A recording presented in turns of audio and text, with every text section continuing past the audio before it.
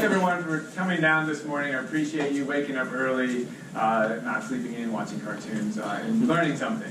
So a little intro to me.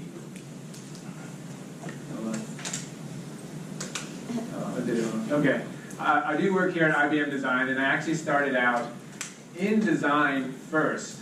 I have a background in anthropology, and every time working with design, I kind of realize I do need sort of like, what is that people background? What are we doing this for? What are they supposed to be doing, and what does this context make sense, right?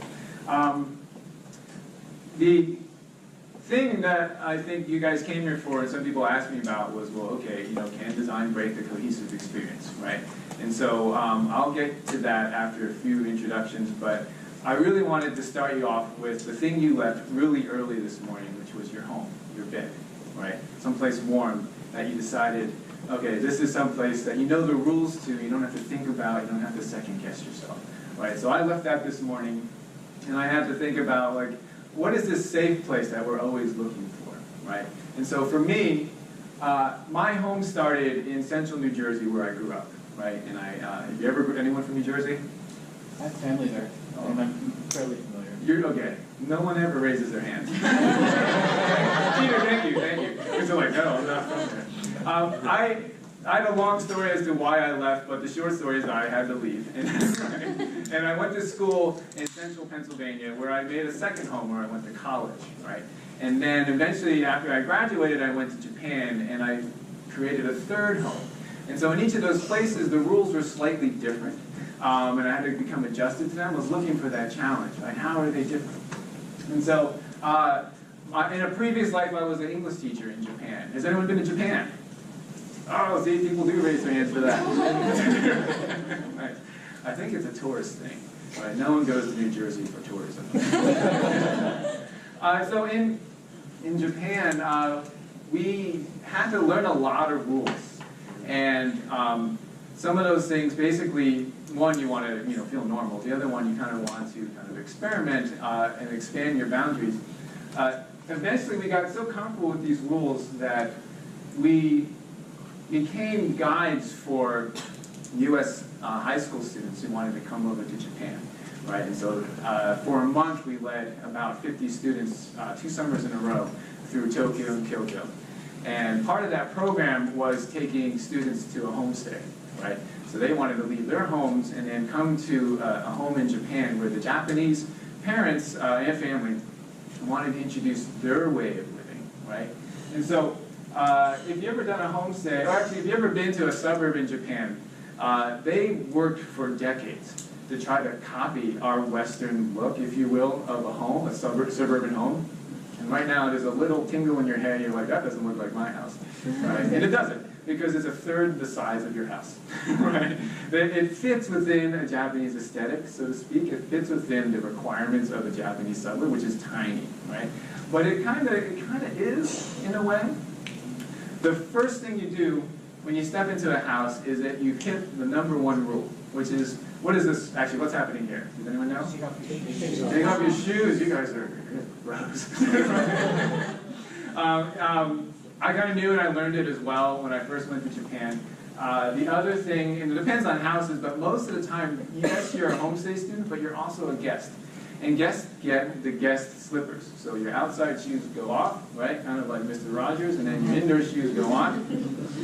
And then the interesting thing is, let's say, just as an example of a data point, American males' average size is 9.5, right? And the average size for a Japanese male is 6.5. So immediately that rule is slightly off, right? You're going to feel a pretty tight slipper kind of shuffling around. Right? The second part, which I think makes a home for me, is like, where is that kitchen? Where is the food that nourishes you, and how do you make that food, right? Japanese kitchens tend to be pretty narrow and tight, right? One is older on the right, the other one's kind of like a newer place. And depending on, let's say, your gender and how the parents are open to who is in the kitchen or not, they may encourage you to participate in the kitchen or kind of shun you from doing it. So in my case, I had to convince my homestay parents, like, for a long time, like, I can totally clean these dishes. Like, please let me help you. And they're like, oh, okay, it's weird, but you can do it. The second one, and not every home, but a lot of homes have these smaller tables called kotatsus, right? And some have blankets, some don't, but it's the tradition of like a very intimate setting where you're sitting down, having dinner, you're cross-legged or whatever, you have a blanket, and the best thing if you ever sat under a kotatsu is that it's heated, right? And lovely during the winter. Japanese do take it to a whole other extreme, where they nap under it. And like I hung out with a couple of friends, and we were hanging out for a long time, and they just decided to take a nap. I was like, I never took a nap in front of my friends, right? But it's interesting, like how they do that. The other thing, back to food, is breakfast. So they are super excited to introduce what is a traditional Japanese breakfast, which is roasted salmon. You have pickles. You got a little bit of salad and fish flakes on top of it. Miso soup, rice, and then who can guess at the top left that brown thing? Nacho beans. Oh my goodness, another pro, right? I love nacho beans. That, again, no one's ever said that. So, I could talk for hours on nacho beans. I've tried it for years. They're like, it's healthy, you gotta eat it, it's a breakfast thing, right? But what does it smell like? Oh. There you go. Oh. There you go. It's fermented soybeans, so it's, in a lot of people's, it smells like socks. You know, great for digestion. The parents, they worry about what their kids want, and sometimes like, oh, I don't know if they're gonna like the natto beans. They might not like the salad for breakfast, right? And so they go research and they're like, well, I gave them this, and this is the American breakfast. I was like, oh, it's okay, right? But again, it breaks the rules a little bit. It's not quite what we're used to. And then finally, it's the bathroom. Right, that's the thing, the unspoken rule of the home, right? If you ever, maybe you're experiencing a roommate situation right now. Every roommate relationship I've ever had that's fallen apart is because of the bathroom. And the same is true in Japan. Like, one of the rules that they always repeated to me and I had to communicate to homestay students was, do not let them get into the bed without taking a bath or a shower, because they cannot stand us bringing the filth of the world into the bed, right? Which makes sense if you think about it. The other rule, which they always forget to tell me, is that they have to wear the bathroom slippers, right? So if you go into the house, take off your outside shoes, go into the house slippers, and then you go into the bathroom, put on the bathroom slippers, and then you gotta remember, take your bathroom slippers off, because you can't bring the filth of the bathroom into the house, right? So now if you're counting the rules or tallying them up, there's a lot of rules that people now have to remember in this new home. So I'm going to take a pause. Actually, wait, before I do that. So as a guide, and then some of us as designers, as researchers, as managers, developers, and so on, we have to consider the rules that we think they know, the rules that we are probably outlining and imposing on them, and how that affects what they're trying to do, what they're trying to experience, and then how they add up to really having them accomplish what they expected to do, which is, like in this case, have a great experience in Japan. Okay, so now I'm going to take a break. All right, so quick poll of the audience. Who is into Coca-Cola? Yeah, well, nice. Okay, all right. There used to be more, and I think more people were like, no, I don't drink soft drinks. Thanks. Right. Is anyone a Pepsi person, diehard Pepsi person? That's the first. Right? No one. No one. Okay, cool. So I think we may have had this experience. Like I used to be like really into Coca-Cola, and I have to have Coca-Cola every time I order a burger. It's just the thing to do, right? And then this happens. Am I blocking the screen, or can you see it? You guys are good. Okay. This happens. You order the Coca-Cola, and they say, no, we have a Pepsi, right? And you're kind of okay with it because you're just gonna eat, right? But do you feel this is a problem, everybody? You're kind of shaking, yeah, nodding your heads, but not enthusiastically, but they're like, yeah, it's kind of a problem. I kind of feel it's like a global problem, right? There's a lot of memes of people being really angry about not getting the Coca-Cola that they ordered, right? It's a little thing, right, basically. But really what happened is, somewhere along the line, companies have decided a world, right? And they align to the world and the rules that you now have to adhere to. And you didn't know it. So whether you're going into a Burger King or a DQ or an Arby's, IHOP or IHOB, right? That choice of drink has already been decided for you, okay? And so what that means is, for us, design, right, researchers, like we have to communicate the world they're stepping into. So they know what they're going to decide and what they're able to decide. And part of it, not to pick on design systems, we kind of lean a little heavy on a design system to kind of explain that for everybody. And I'll illustrate that for you with the case study, right? So, and it's not to say don't go without a design system, because I've been part of companies, big companies, without a design system, and it gets pretty messy, right? So you definitely use them, but definitely use them with the idea of aligning those experiences.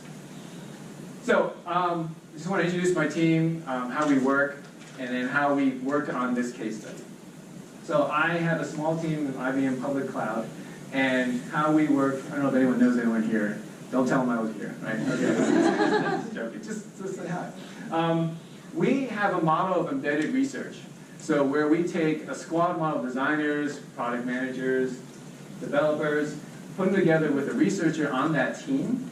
And what I'm trying to do is break that out a little bit where I have squads that are closely related to each other. So this way they're not embedded and totally isolated and they don't have anything to bounce ideas off of. But they can also share some of the problems that go across, let's say, a couple squads. Like in the case of accounts and access, those are two totally uncool things to talk about, but they're really problematic for systems. And so when you have an access problem, you probably have an account problem, and vice versa, right? So the type of work we do is qualitative research, and so there's a lot of what people do, yada yada. But we like to sit down with the level of the person that's using our stuff and kind of ask, like, you know, why is that working for you? Why are you doing this? Why is it not working for you? So in this case, this is me doing a little study. I do studies on a lot of people, including my dog. But this is my niece, and so I'm about to give her Topo Chico for the first time. What do you guys think? Good experience? Yeah? No? Yes, no. Okay, right. So remember, we're supposed to be unbiased. So I like Topo Chico, right? And I expected her to like it. So is she gonna like it, right? No! Right? No, she did not. I was like, what? You don't like this? She's like, what did you give me? Right? It's not sweet, right? It burns and so on. And I show people this slide, especially at work, you know, after we've like sort of deadened our senses. And they're like, oh, she'll grow into it. Right? So apparently it's a rite of passage. A lot of the technique we like to do, one is sort of contextual inquiries and observing people. In this case, hopefully less creepy, right? But like, what are they doing in the context in which they're trying to do it? We also try to create, we don't necessarily have a lab at IBM, but we do want to bring them in and observe them from, more or less, can we videotape them going through our stuff, can we videotape the screen, and kind of have them run through for like pretty comprehensive usability tests. Now, the navigation and home study. So, back to Japan. What is navigation? So, thinking about this study, thinking about some of the hardships I've had and we've had as a team, I thought of navigation as like a form of wayfinding, right? And when I lived in Japan, a common, let's say, use case of traveling around Japan is like you have to go from one place to another for an appointment, not just to travel for fun. And let's say if I worked near Tokyo Station, I'm going to meet some friends in Yoyogi Park for fun, dressing up and drinking under, you know, cherry blossoms, right? That's a thing. And so I got to figure out how to get there. How long is it going to take, and so on. So, has anyone been to Japan, Tokyo? Oh yeah, I did say that. Okay. So you've encountered this, maybe, right? This is the map for Tokyo's subway system, right? And you're like, oh my God, what is this? And it's right for you to make a lot of mistakes. Let's take that picture again. If you do it wrong, you're going to end up like this. During rush hour, you may end up on the wrong train, which I have, and you're going to have some poor guy pushing you in there. Although for some reason he's smiling, right? And you're kind of stuck. You're stuck on the wrong train. So within my first, let's say, 7 months in Tokyo, I was able to, within this map, find a line that did a circle around the key stations, right? And so this is my go-to line. I'm in Tokyo, I get places, I'll go to Yamanote line, right? And it goes all the way around Japan, and it takes about 40 minutes to go all the way around from Tokyo Station to Yoyogi Park. And if I screw up, like I fall asleep, which I often did, you can go back around again, right? So it's an endless loop. And I did that a couple times. I made mistakes, it's fine, it gave me some forgiveness, right? And within, I'd say, before I left, I found this line, right? It's the Chuo sen. So it goes right through the middle of Tokyo. It took me 11 months to figure that out. And so I think a lot of with the people that we ask to go through our systems, that's kind of how they're behaving. We throw a lot of navigational choices to them. We put them in places we think hierarchically makes sense. And eventually they figure it out. They become like expert users, if you will, of the system, right? And so in this case, IBM, on the right, we spun up a platform called Bluemix. And so that was about 5, 6 years ago. And Bluemix was a platform as a service. And so if anyone's new to cloud, that's basically creating things that are for smaller companies that may not have an infrastructure team. So they may have developers, they may have some DevOps people, and they're like, we want to put some apps together and have them released to whoever, but we don't necessarily have the understanding of what type of infrastructure we need. And so that came together. And around the same time, we bought a company called Softlayer out of Dallas, right? And their big thing was infrastructure. And so they basically gave you the devices and equipment that you need, and you had a team that can put it together, right? And so they're like, here's your devices, do whatever you need to do, don't make it illegal, right? And then we'll more or less host it for you. And so we bought them around the time we made that, and then we declared we have to merge them together, right? So in a third universe, at the same time, we created carbon design systems, right? And so the design team at IBM for our products put together a pretty comprehensive design system that really thought out what are the principles that, for example, a product design should think about, what are the UI components that we need more or less for an enterprise design product, enterprise software product, error states, buttons, grids, and so on, right? And so then we went about taking Bluemix and Softlayer and putting them together so they look like the same thing. So they, for the most part, I know there's someone out there picking this apart, right? And we did too, right? So the type should be the same, maybe how they're placed is not the same, where the buttons are, and so on, right? So the thing that we didn't have time to do so easily was what was the navigation for Bluemix? Where were people going in that sense, the developers, the DevOps, and so on? And really examine it with the navigation and content and hierarchy around Softlayer, right? So if you think about the Bluemix side, developers and DevOps people may have a certain level of understanding of the system for a company that needs to put together something for enterprise software that they may host or whatnot. And on the infrastructure side, you have people that are higher up on an account where they're thinking about multiple developer teams, multiple DevOps teams that they have to support, and different levels of access and so on. And then why are those things more set at the hierarchy that they are? And so we talked to a lot of customers that seem to span between the two, right? And we showed them more or less these are all of the navigational choices, for example, that you have to kind of find. What are the groupings that you need to kind of go through? And then name them. How do they make sense to you? That's one card sorting study that we did. The other one that we did was with a hybrid story, which was more or less, this is what we think we're trying to do from a leadership standpoint and company standpoint, putting them together. And then, can you name them for us? And a lot of the customers more or less came out with this understanding. They're like, I think you're doing an IBM thing, right? And for the most part, we were, right? And these were actually legacy customers, so they kind of saw what we were doing and how we were naming it, but they would totally do it a different way. And analysts saw it the same way as well, the same as our customers. We're trying to bring together two different worlds, even with a cohesive design look to it, but it more or less made it hard for our customers to navigate this now. It's a giant world cluster, right? So, the big thing, yes, I talked about the hierarchy and the navigation. The one thing that actually kind of did us in and made it really hard for people was that we preserved the home for each distinct platform, right?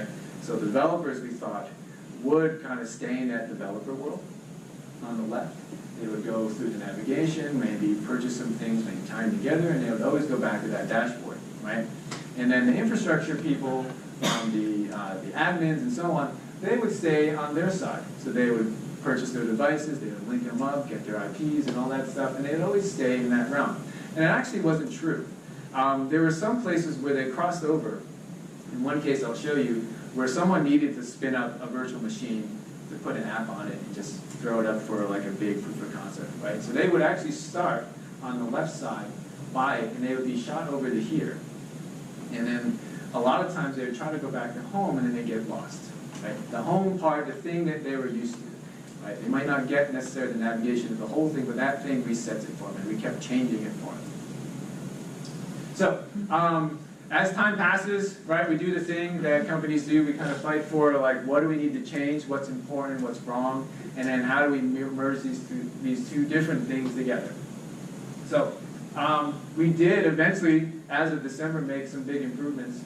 And one thing was, instead of, with the home, but we made sure the search was able to index both sides, right? Because a lot of our users, of course, like in the behaviors, we like to Google, like we tend to go to the search to find things and then like figure out where we are and then find it directly from there. We unified that dashboard finally and then put their devices and put their things in the same place. So like, yes, they can search and yes, they can find it from that unified home. And most of all, every time they clicked on that home, they were going to the same place for both sides, right? So those are the three things that more or less we were missing when we first applied the design system on top of it. And so we did a comparative study before the release and then after. This is some of the details of the study. We took throughout 6 weeks. We did one-on-one interviews with 14 people, about an hour and a half.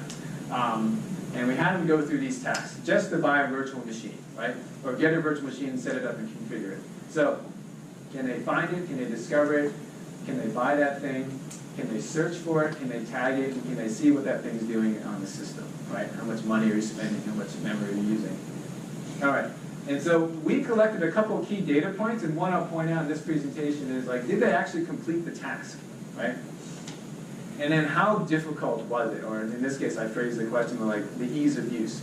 Is it on a scale of 1 to 7, where 1 is like super hard and 7 is really easy? And so those are the things we compared between the two, and it shows some pretty interesting results where the pre-release, only 44% of the people with a non-unified home and a non-unified search were able to complete the task, right? So I watched like basically 10 hours of videos and it was pretty painful. But there was a significant difference where 90% of them were able to complete the task after we unified those things. If anyone's used a system usability scale, our scores went up. Right? I'm doing math in front of a lot of people, so I think it's 18 points. Is that right? And then the grade we got went from a C to a B, so that's pretty good. Yeah, thank you. Right. So that's super helpful. And then one thing that I found that was pretty helpful too was to see that they rated overall that the tasks were fairly easy. Right. So some 2 takeaways I'd like to give you before I depart and I'm open to some questions is when you think about home, like that home has to be there for them to go back to, right? You have to make sure that they know where it is and they understand like the rules that go with what that home is supposed to be. And then make their rules like congruent with what they're used to, right? So in the case of the bathroom and the bathroom slippers, right? Like, are we throwing rules on top of those new homes that they're not used to and just making it hard for them to get those things done? That's it. But if you guys have questions, I think that's important.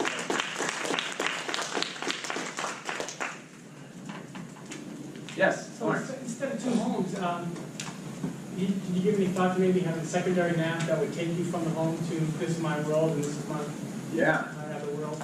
Yeah, we did. There was something, I guess the secondary nav was one thought. The other thought was like, can they make their own nav in a way? Whereas like a pin your own sort of adventure. Those are ideas that we thought about, and so how do you implement it? We haven't figured that out yet. Because kind of forcing a home on them is one thing too, and that's something that we're still studying, like, well, how much value does this one home have for everybody?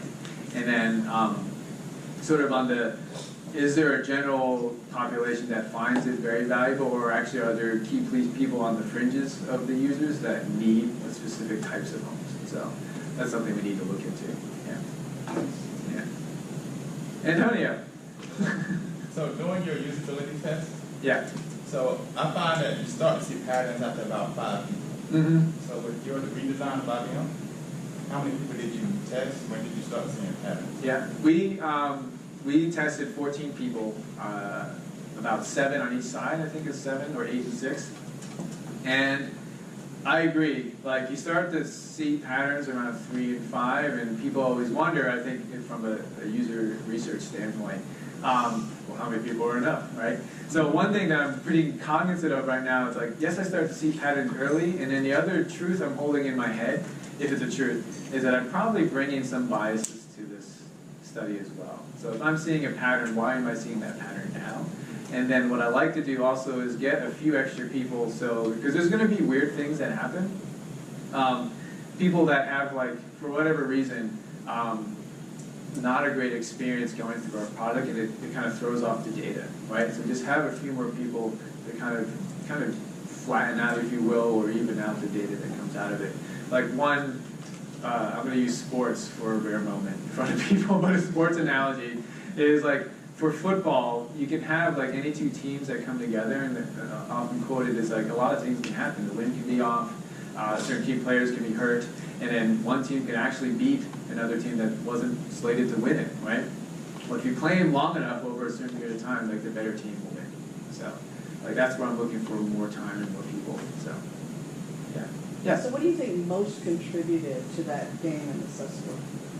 I do feel it's the general behaviors which, to kind of air some of what we're working through with IBM, is that a fairly new organization with a new design team and new research team. Some of the things that we're doing is basically educating, more or less like, there's some things we can do that's just straight heuristics, right?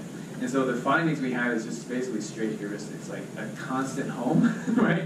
And things where you can find them in a place that's like easy for them to find them. Like there's probably a more elegant way to say that. Like is the search, the home, and that list were all in an easy place for them to find their things. And one of the questions I asked on both sides when the pre-release, those things didn't exist, and the post-release where it did, I was like, can you search for your device, right? And so the first time, they tried to go home, click on that, and then they tried to search and it didn't work, right? And so they tried both methods, right? And in the second study, or the company study, the post-release, they all actually navigated directly to that device list. Because in their minds, yes, searching is sort of a UI thing. However, they're going to the easiest thing. And that just made it a lot easier. Cool. Yes? Did you test with the same participants? We did not. We had 2 separate participants. We looked for people that more or less fit the roles we feel would or have based off of our customers that are going through this. And we made sure that they all had the same requirements. So they had 3 or more number of years with their company. They all had, I'd say 30 plus up to 1,000 employees that they had to more or less work with and support. And they were with companies that you definitely had like a tech focus.